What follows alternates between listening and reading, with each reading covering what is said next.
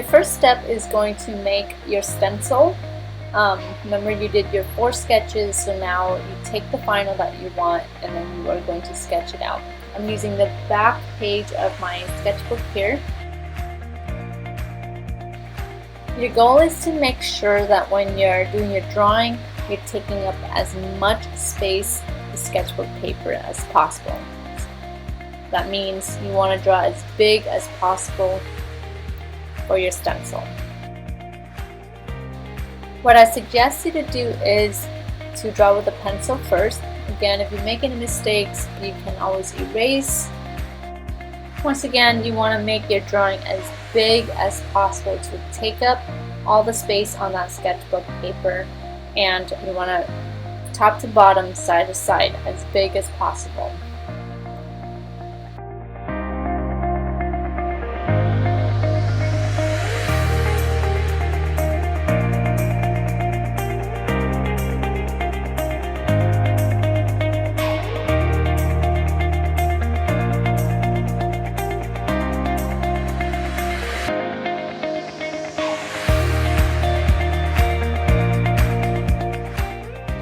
Once you're done with your the shape of your drawing, go ahead and outline it with a Sharpie.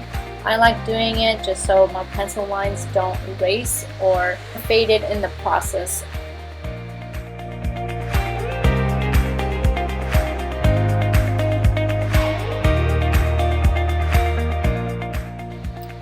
I'm going to go ahead and draw my wells. And again, if your wells are really small, it will be hard to carve out. And if you notice what I'm doing, my wells are actually like a 1/4 inch away from the edge of the submarine, and that's what you want as well. You don't want to be too close to it, and you don't want to be too far where the wells are too small. You're welcome to make changes if you need to. Here I'm making a little change in terms of the top part that I'm drawing. So instead of making 2 wells, it's just 1.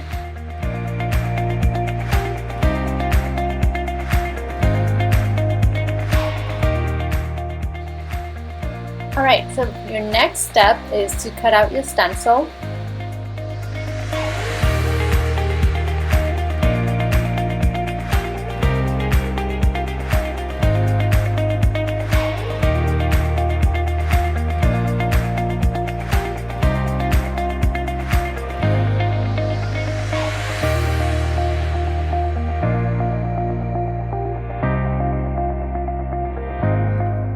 Step 2 is to make your thickness strips. This will help you roll out your clay and have the same thickness from top to bottom, from side to side.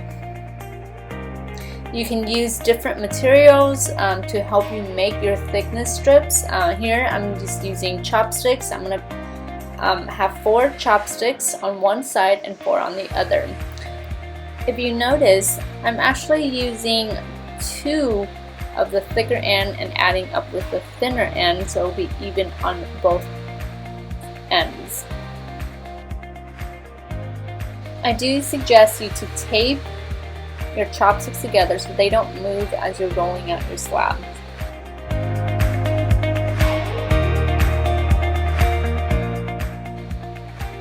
Another option that you can use would be plastic hangers. You want to double them up. Now the reason why you want to double them up is because when you roll out your slab, that's the thickness of the slab that you want. It's slightly over 1/2 inch, but it's better to have it that thick rather than having it too skinny. Once again, make sure you tape it down so it doesn't move as you're rolling out your slab. What you're doing on this side, you're going to do the same thing on the other 2 hangers.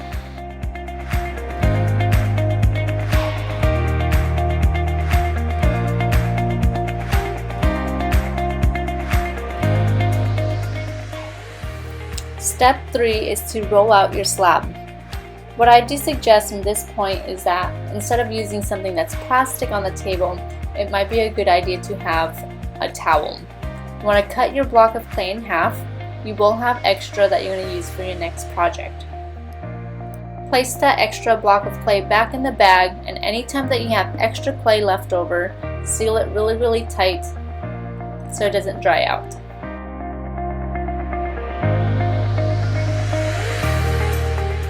Now your block of clay should be soft enough. Anytime that you find your block of clay a little hard, you can always loosen up your clay. It'll be easier to roll out your slab. Place the thickness strips on both sides. Whether you're using chopsticks or hangers, it's up to you, but make sure that one's on the left and one is on the right. You're going to use your rolling pin to roll out your slab. If you don't have a rolling pin, you can always use anything that's a cylinder shape, smooth, that can help you roll out your slab. If you're using a plastic water bottle, make sure to add some water in there so it has some weight. And start rolling out your slab. But again, make sure that the hangers should be in place. If you notice that as I'm rolling out my slab, I tend to flip my clay so it doesn't get stuck. Also, just kind of get an evenness throughout my block of clay. Roll it out, flip, roll it out, and flip. The thickness strip should be within your rolling pin, so then when you get really flat on your slab, you're not going to get any skinnier than what the thickness of the two hangers are there for.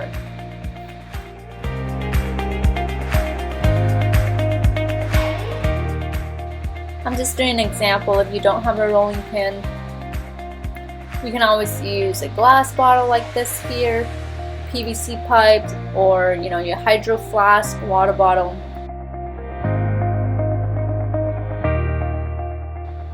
Here's an example. Maybe if you are not using hangers, you can always use your chopsticks. You know when you're done rolling out your slab when you can't go any thinner.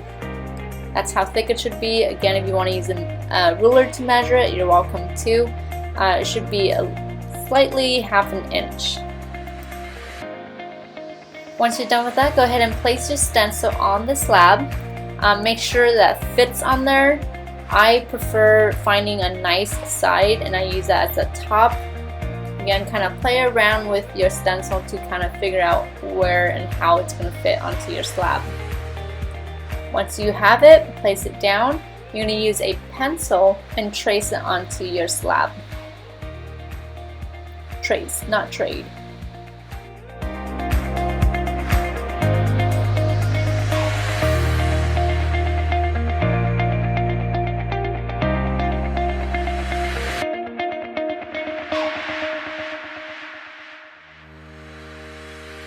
I'm just going to pick up my slab, kind of place it where I want to work. Now, when you do pick up your slab, be very careful. Okay. Next up, you're going to use your plastic knife to cut out your shape. Notice that I'm not doing a one full cut. I'm actually taking my time, and if I need to angle it correctly, I'll angle it and I'll cut the extra clay off. I'll use the extra clay for our next project. You do have that plastic knife in your kit. If you have an X-Acto knife, it works a lot better. The X-Acto knife does make a smoother cut. Again, if you don't have that, plastic knife works totally fine.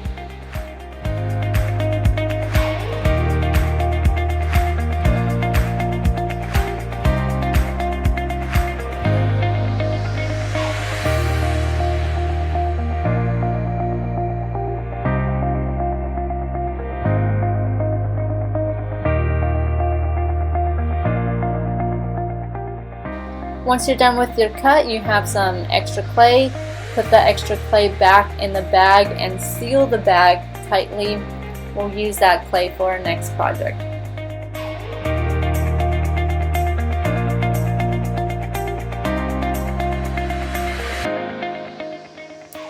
Carefully place your slab on a stiff surface. You can use anything that's a little stiff, thicker magazines. I'm just using a clipboard. Again, it's easy to transfer from one place to another and kind of lift it up. It's not flimsy. Again, anything that you have at home, cardboard, And what I'm going to do here is I want to make sure that my edges are clean. So I'm going to use the tools, the loop tool that I have here. Use the triangle part. Again, kind of clean up the edges. You don't want any sharp edges hanging out. Once it's fired, it might cut you. So again, just kind of make everything as smooth as possible.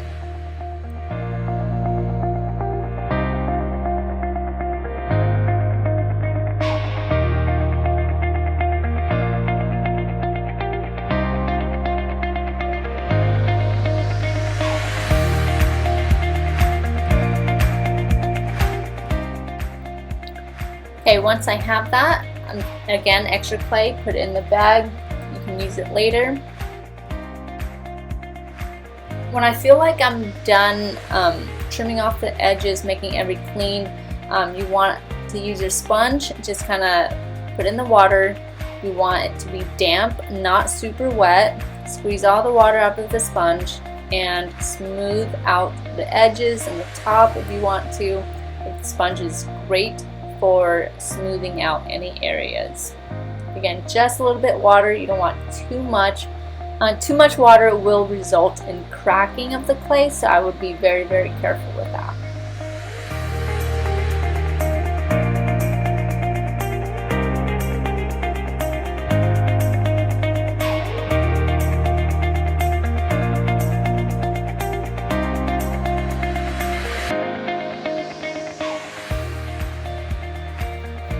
If you're done working for the day, bag up your clay. You should have 2 bags in your kit. You can use those bags to kind of store your project. When you do store it, make sure you seal it really, really tight so when you come back and work on it, it's not going to dry up. Step 3, we left off cleaning up and smoothing out our shape of the palette. So for this step, you are going to start carving out your wells. You're going to go ahead and place your template on top, and once again use your pencil to kind of trace the wells. You can trace it as hard as possible so it shows up on the clay.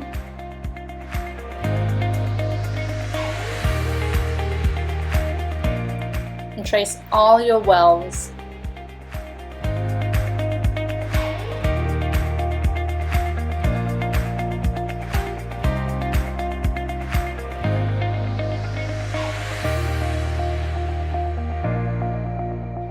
Once you're done tracing, go ahead and peel that off. You can kind of see the marks that you've made. What I probably suggest you to do is to kind of go over with the pencil so you can see it clear, especially when you're trying to smooth out the surface. You don't want to lose the imprints that you've made.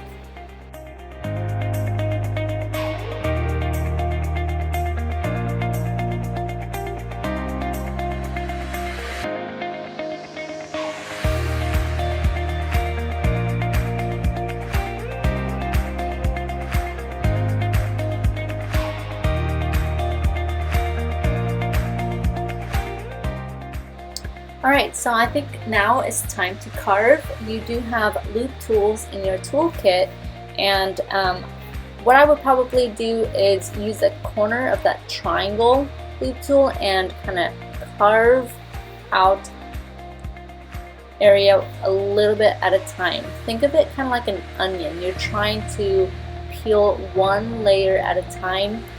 Don't dig it too deep, or else again you will have to kind of replace that area of the clay again. But just a reminder, layer at a time, and do it softly. Turn your project if you need to, or turn your tool, just so you can get that comfort as you are carving out your wells. Any extra clay along the way, you can always put it back in the bag, seal it, and use it for our next project. Now, a little bit at a time. You don't need to rush. Think of it as a very therapeutic way, one layer at a time, and soft carving, and slowly. Other tools that you can use as well, you can switch to the other end. You can use your spoon. Just kind of find your comfort level, and once you get a hang of it, you should be able to carve it out easily.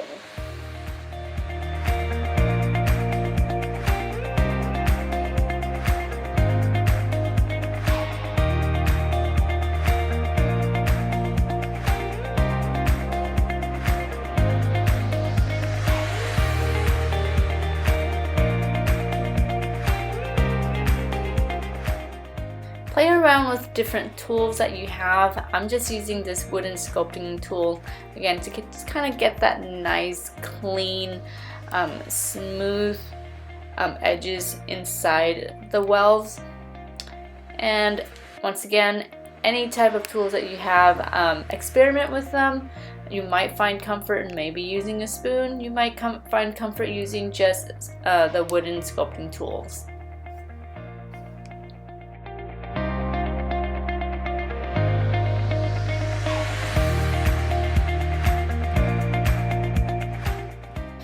If you're wondering how deep you should carve your wells, because the thickness of your palette is 1/2 inch, I suggest maybe carving just a 1/4 inch away. So that's half of 1/2 inch. Anytime that you're working, I like to use a sponge to kind of smooth it out so I can tell. Again, it looks a little cleaner that way. Your sponge should be damp, not super wet. You do not want your slab to be really, really wet where it will crack overnight.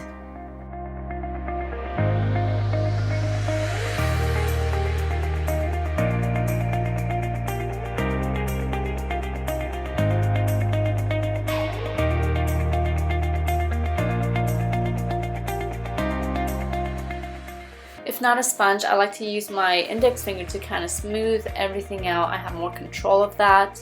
Again, you will feel that comfort of what you need to do in order to get your project to be as smooth as possible.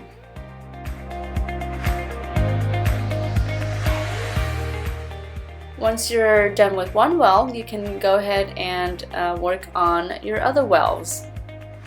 Do the same thing, same process, carve lightly, one layer at a time, and if you need to, kind of rotate your project too, so you're not awkwardly carving out your wells. Once again, just a reminder, thin layers at a time. You're like peeling an onion, one layer at a time.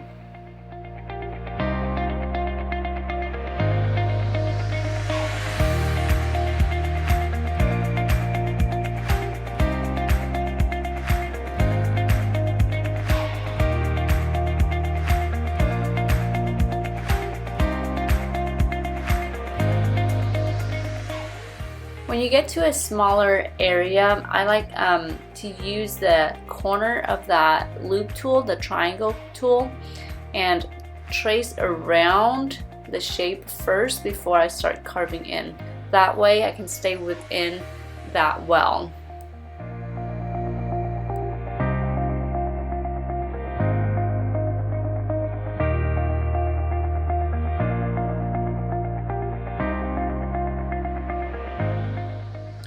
Rotate your project if you need to.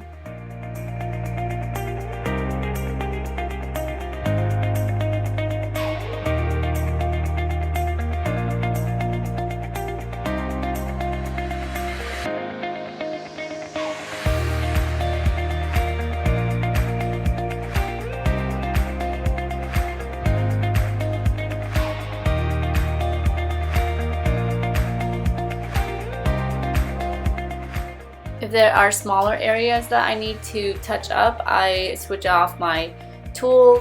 And again, you do have a variety that you can choose from, and learn how to use those different tools so you're more comfortable in when working with other projects in the future.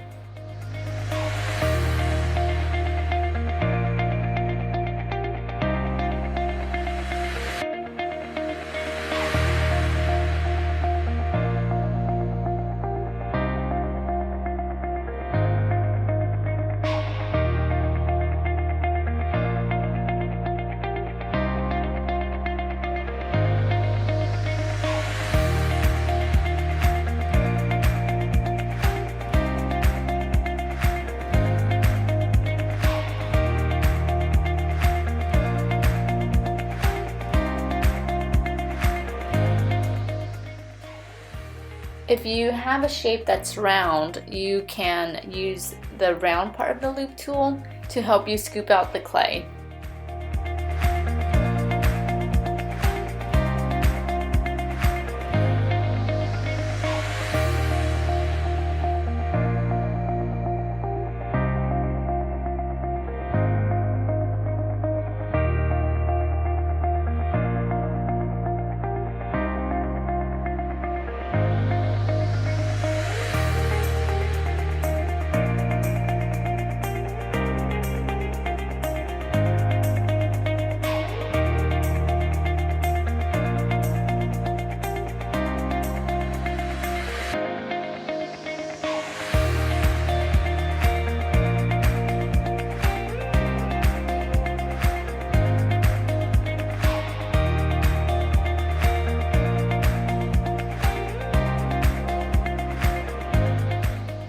Wait until your clay is leather hard where you can pick it up and it doesn't move around or it's not flimsy.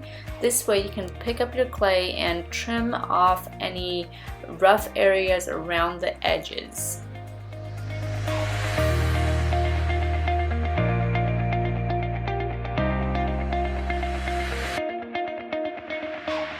I'm using my loop tool to carve out any rough areas.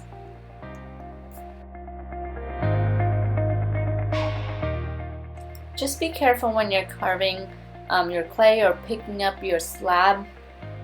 It is at a leather hard stage, so you should be able to pick it up fine.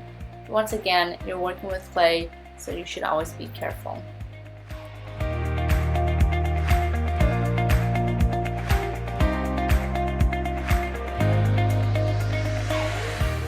I'll smooth it out with my sponge again, and we are ready to add our foot.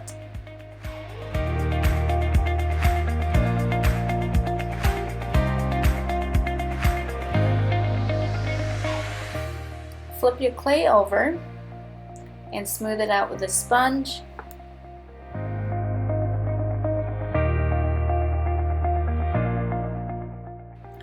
You're going to grab your extra clay and you are going to roll out a coil. Notice how I'm using my two hands to roll out my coil, and you want it to be as even as possible. Notice how I'm separating my fingers as I'm pulling. Place your coils on the inside of your palette. Now you're just using this as a measurement. You haven't scored and flipped it on, so don't blend it yet. Continue to make more coils if needed, and that's going to go all around your shape.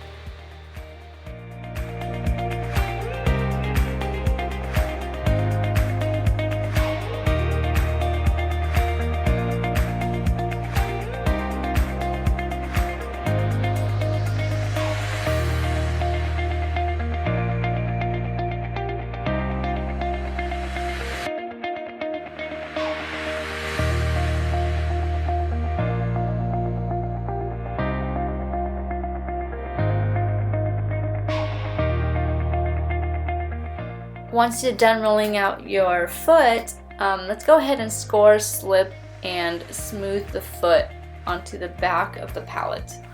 Using your fork, you can scratch it, you can use a knife, you can use any tools that you have to kind of roughen up the clay. Remember that you want to score on both sides, the back and the coil.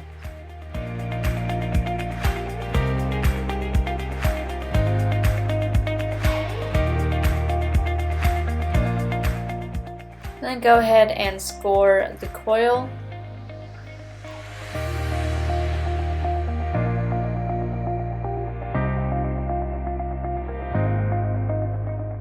And add the slip.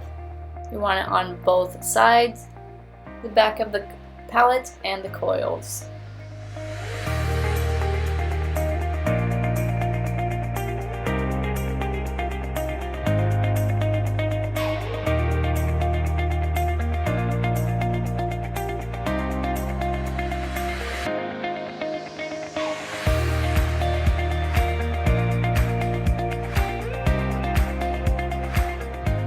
The last part is to smooth it out. Again, you have different tools that you can use. I'm just using a wooden tool. I'm dragging some of the clay from the foot and I'm dragging it onto the back of the palette, using my finger to smooth it out. If that tool doesn't work, you can try different tools. I find that the back of the plastic knife kind of gives it a nice drag from the clay up top to the bottom.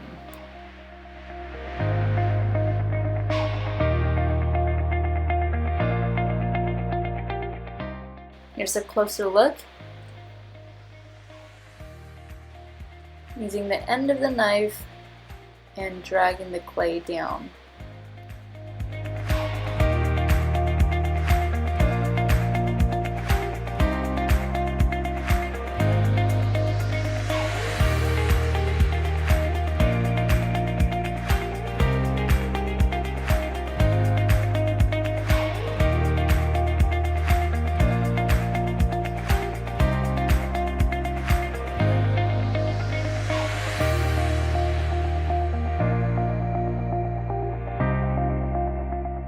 Every now and then I would flip my palette over just to make sure that it doesn't wobble. I recommend for you to do that. If it doesn't wobble, it sits nice, you can flip it back and finish up your smoothing or adding any other designs. You should add your name on the bottom of the project.